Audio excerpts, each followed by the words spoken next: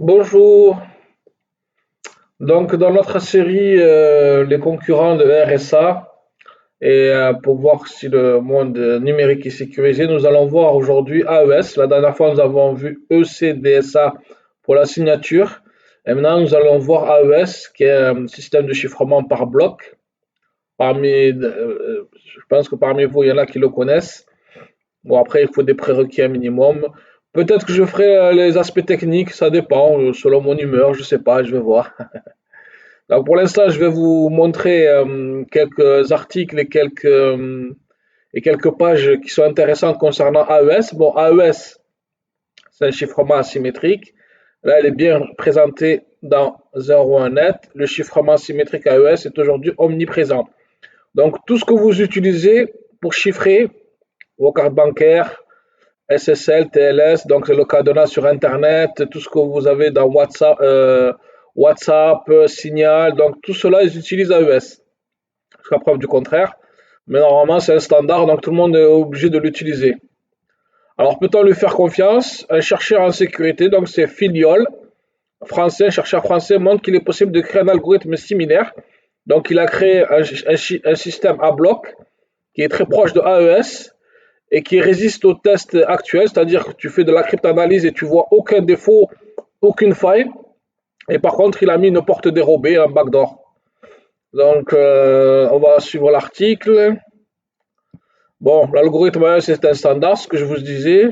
C'est un système à bloc, chiffrement symétrique, c'est-à-dire que la clé de chiffrement et la clé de déchiffrement, c'est la même, elle reste secrète. Bon, on le retrouve partout hein, dans le flux web, donc du coup, les données de smartphone, etc.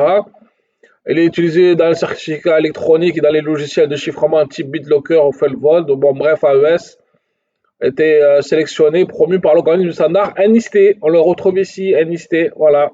Donc, c'est le standard de la NSA, des Américains. C'est le plus utilisé au monde, hein. Avec RSA, c'est le plus utilisé au monde. Il a été validé, mais bon, comment savoir si un backdoor dit mathématique, c'est-à-dire une faille, donc c'est une faille au niveau même de son design. Donc carrément dans le fondement même de l'algorithme. Une portée de rebelle secrète permettra à celui qui la connaît de déchiffrer à coup sûr une part importante des données chiffrées du monde entier. Donc si ça existe, on n'est pas du tout dans la merde. Donc, alors c'est bien sûr les chercheurs Eric Filiol, Arnaud Bagné. Donc moi ce que je retiens c'est Filiol. Bon, c'est une personne qui a travaillé dans l'armée mais dans le chiffrement. Et son école, c'est les IEA. Bon, moi je connais pas, mais bon, elle mérite d'être plus connue grâce à lui. Voilà, donc l'algorithme en question, c'est le BEAE, qui est un algorithme qui se rapproche de AES. Et qu'est-ce qu'il y trouve? Donc il est totalement béton, donc il résiste aux attaques différentielles et aux attaques différentes mathématiques. Donc c'est ce qu'il dit, il passe tous les tests de résistance auxquels les algorithmes de chiffrement sont mutuellement soumis, analyse linéaire, analyse différentielle, analyse statistique. Donc, il passe tous les tests, donc il est soi-disant sûr. Donc, il aurait pu être standardisé aussi, BEA1. Donc, ça, c'est bon, c'est pas forcément le plus intéressant. En 2007, bon, ça, c'est historique. Oui, ah oui, ça, c'est important, c'est très bien ça. Donc, les chercheurs de Dange et Dean Ferguson ont démontré une faiblesse dans le générateur de nombres aléatoires dual ECDRBG. Là, c'est un autre scandale pourtant approuvé par l'ANIST. Donc, c'est aussi les courbes elliptiques, c'est pour en revenir à ECDSA. Mais là, c'est pas pour la signature, c'est pour la création de nombres aléatoires. Donc, c'est pour créer les clés, en fait. Donc, on voit que ce système-là a eu de gros problèmes. Donc, ils ont été accusés, la NIST et la NSA, d'avoir donné 10 millions d'euros pour que ce système est utilisé dans le monde entier. Donc, par toutes les compagnies, je ne vais pas les citer pour ne pas faire de pub ou pour ne pas faire de diffamation ou avoir des problèmes avec le nom des sociétés. Bon, généralement, quand je donne un nom de société, j'en donne trois pour respecter la réglementation. Voilà, donc il y a aussi ce problème-là. Donc, on retrouve EC, ça veut dire courbe elliptique, elliptic curves. Donc, il y a aussi des backdoors qui ont existé déjà en 2007. Voilà. Donc, on a l'habitude de voir des backdoors chez la NSA et standardisé par DST. Donc, l'objectif des travaux de Derrick Foy est de tirer la sonnette d'alarme. Voilà, c'est ce qu'on fait nous aussi dans cette vidéo. Nous vivons une période de libération au niveau cryptographique et pourtant avec AES, nous nous retrouvons quasiment dans une situation hégémonique. Donc, celui qui a standardisé AES et qui a le backdoor, mais pas que. Il faut savoir que s'il y a une faille, elle peut être exploitée par ce que j'avais dit, par des entreprises étatiques, par des agences ministérielles, ou bien par des hackers qui ont des ordinateurs zombies, qui ont la puissance de calcul de bots, de netbots. Voilà. On ne peut pas accepter qu'un État tiers nous impose ces algorithmes. Bon, ça c'est pour la souveraineté. Et là, il nous dit par exemple, super important, la Russie par exemple a interdit l'utilisation d'AES. Donc, si on connaît bien les Russes au niveau du chiffrement, on sait que, voilà, donc ils rigolent pas. Eux, ils ont carrément interdit AES, l'AES standardisé par les Américains et par la NST et proposé par la NSA. Bon, après, à la base, c'est un Belge qui l'a créé. Hein. Donc, c'est un ami de Jean-Jacques Plus Carter. On retrouvera peut-être dans l'autre vidéo. Là, je vais vous présenter les plus grands cryptographes. On fera une petite vidéo. Donc, eux, ils utilisent Ghost, mais le problème de Ghost, c'est que c'est aussi un algorithme, un système de chiffrement par bloc. Donc, est-ce qu'il est sécurisé aussi? Est-ce qu'il fait partie de la même famille? Moi, j'ai pas confiance à Ghost, encore moins que AES. Donc, il est supervisé par le NSA, ça on l'a dit. Voilà. Et voilà, donc ça, on a vu l'article. Et concrètement, parce que là, comme je reviens sur le titre, et si l'algorithme de chiffrement le plus utilisé au monde avait un backdoor, donc il parle de AES. Donc là, c'était une question, et la réponse, on l'a là. Voilà. Why did TLS 1.3 drop AES CBC? Donc effectivement, AES a été abandonné dans TLS 1.3. Donc TLS 1.3, je rappelle, c'est le cadenas, c'est la sécurité HTTPS. Donc AES a été abandonné. Voilà, donc on a plusieurs articles. Vous pouvez aller dans les RFC, celle que je vous ai montrée, vous verrez bien qu'AES CBC a disparu. Il y a aussi un très bon papier de l'ANSSI qui parle de TLS 1.3. Bon, je ne l'ai pas mis là, mais vous pouvez le retrouver facilement. Et qui dit effectivement que AES CBC a été abandonné. Est-ce que ça veut dire qu'il n'est pas secure? Est-ce qu'il n'est pas safe? Vous ferez vos propres conclusions. Donc voilà, donc AES a été abandonné pour sécuriser Internet. Et là, je vous montre la publication. Je vous mettrai tous les liens, comme je fais d'habitude, dans les commentaires de la vidéo. Donc là, c'est en anglais. Donc les années récentes ont prouvé que les gouvernements et les agences d'espionnage ou les services essaient de contrôler et de contourner la cryptographie utilisée pour protéger les datas. Le backdoor, la science des backdoors, les algorithmes de chiffrement backdoorés ou qui ont des backdoors est considéré comme la meilleure façon de renforcer le contrôle de la cryptographie. Donc voilà, jusqu'à maintenant, seulement les backdoors d'implémentation, c'est-à-dire quand vous allez programmer votre algorithme, on considérait qu'il y avait des problèmes à ce niveau-là, donc il y avait des backdoors d'implémentation, donc super important.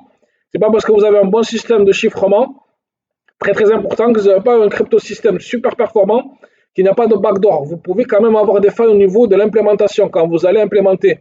Bon, là, je vous dis quelque chose de très important et j'espère que pour les spécialistes, ça va être retenu.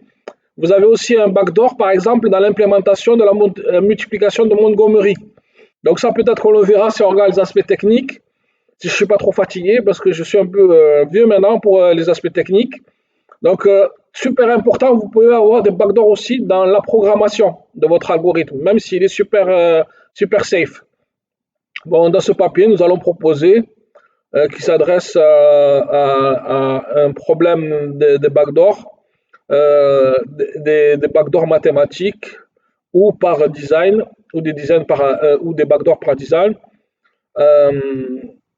Et nous allons mettre le design dans l'algorithme de chiffrement. Tant que l'algorithme est totalement public, on peut prouver qu'il y a un backdoor en identifiant, en exploitant et en l'exploitant. Et ça peut être un problème intractable. Voilà. Nous allons essayer d'expliquer que c'est probablement possible d'avoir un design et de d'avoir cette sorte de backdoor, en considérant en particulier la famille que nous allons voir parmi ceux-là, et nous allons présenter le BEA, donc c'est celui-là en fait, qui est de la même famille que AES et qui a un backdoor. Donc il a subi tous les tests et malheureusement il y a des backdoors. Donc voilà, donc je vous laisse lire la suite. Après, vous avez des explications plus techniques à la fin. Donc là, il présente. Là, à la fin, vous avez les blocs, l'algorithme. Voilà. Une cryptanalyse linéaire et différentielle. Donc ça, c'est la cryptanalyse. Voilà. Vous avez les algorithmes 1. Expand key, c'est pour distribuer la clé, pour créer et distribuer la clé. Et l'algorithme 2, c'est pour chiffrer. Et l'algorithme 3, pardon, c'est pour déchiffrer, decrypt. Voilà, vous avez les blocs, vous avez les jeux des blocs. Bon, ça c'est assez succinct dans la publication. Voilà.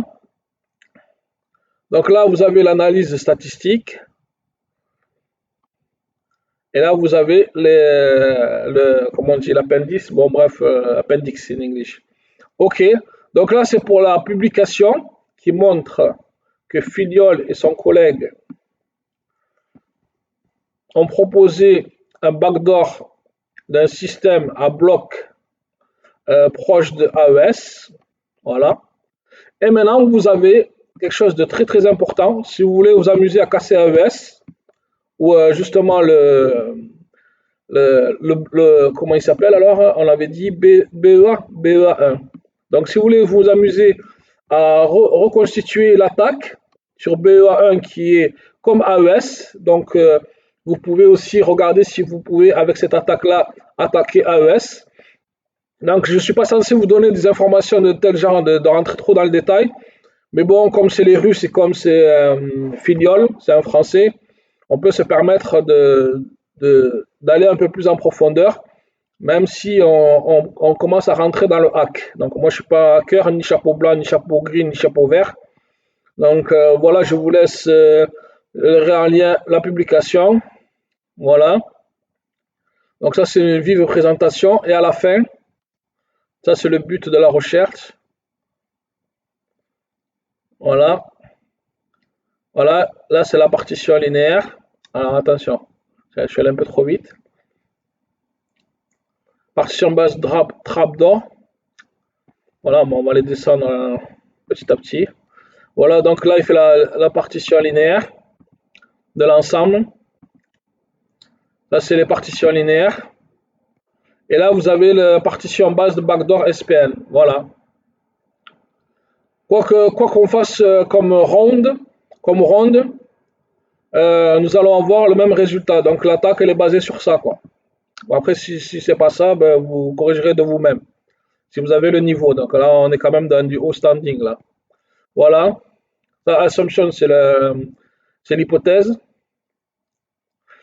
Et là, vous avez l'attaque par backdoor, le backdoor, basé sur les partitions. Donc, vous regardez bien la partie partition, vous regardez l'attaque, et voilà, donc vous avez l'attaque ici. Elle est expliquée là, bon, c'est à vous de voir. Hein, niveau je pense que parmi vous, il y en a qui vont réussir à le faire quand même. Hein. Donc, je pense que parmi vous, je ne veux pas créer de monstres, mais je pense que parmi vous, il y a des gens qui vont réussir à comprendre ça parce que moi, je le passe rapidement, je suis un peu âgé, malheureusement, je ne peux pas trop regarder dans la technique, comme je vous ai dit. Mais je pense que parmi vous, il y a des gens qui vont pouvoir faire cette attaque. Donc, qui pourront s'amuser à attaquer AES, qui est utilisé dans le monde entier. Voilà, donc ça, c'est les blocs. Voilà, et ça, c'est la cryptanalyse, les fonctions. Donc, vous avez toute cette présentation en PDF qui vous montre comment attaquer AES ou les systèmes à blocs comme AES. Voilà, j'ai fini ma vidéo. J'espère que je ne vous ai pas traumatisé. J'espère que je ne crée pas trop au scandale. Donc, tout simplement pour vous faire une conclusion, ben, AES, c'est cassé, c'est utilisé par le monde entier. Donc, on n'est pas sécure. Abonnez-vous, mettez des commentaires et passez la vidéo. Merci, au revoir.